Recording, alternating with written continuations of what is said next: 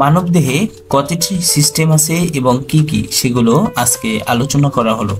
Skeletal system, এটা আমাদের কঙ্কাল যে হাড় আছে এইগুলো নিয়ে কিভাবে গঠিত হয়েছে এবং এগুলোর কাজ কি সেগুলো নিয়ে আলোচনা করা হয়। এরপরে আছে আমাদের মাসকুলার সিস্টেম, এটা দ্বারা আমাদের যে শরীরে মাংস এবং পেশি আছে এইগুলোর গঠন এবং কার্যক্রম প্রণালী নিয়ে আলোচনা করা হয়।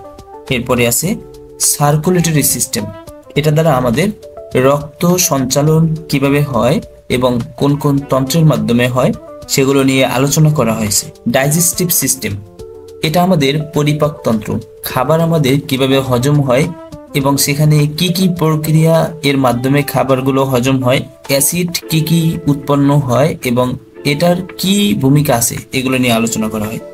এরপরে আছে রেসপিরেটরি সিস্টেম, আমরা নিঃশ্বাস কিভাবে নেই এবং কিভাবে ছাড়ি, নিঃশ্বাসের যাবতীয় কার্যপ্রণালী এখানে আলোচনা করা হয়।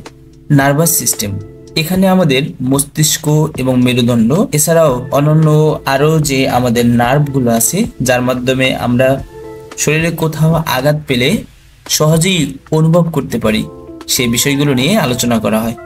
রিপ্রোডাক্টিভ সিস্টেম, এখানে আমাদের প্রজনন বিষয়ে আলোচনা করা হয়।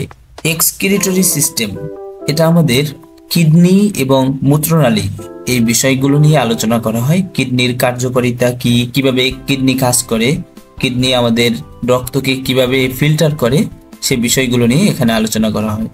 এরপরে আছে এন্ডোক্রাইন সিস্টেম, এখানে আমাদের আলোচনা করা হয় থাইরয়েড এছাড়াও আমাদের বিভিন্ন খাবার হজম অথবা বডির যে কোষগুলো আছে এই কোষগুলোতে খাবার কিভাবে পৌঁছাবে, কোষগুলোতে খাবার পৌঁছানোর জন্য আমাদের শরীরে যে যে হরমোন নিঃসরণ হয় সেগুলো নিয়ে আলোচনা করা হয় এই সিস্টেমে। তো বন্ধুরা, ভিডিওটি কেমন লাগলো তা কমেন্ট করে জানাবে।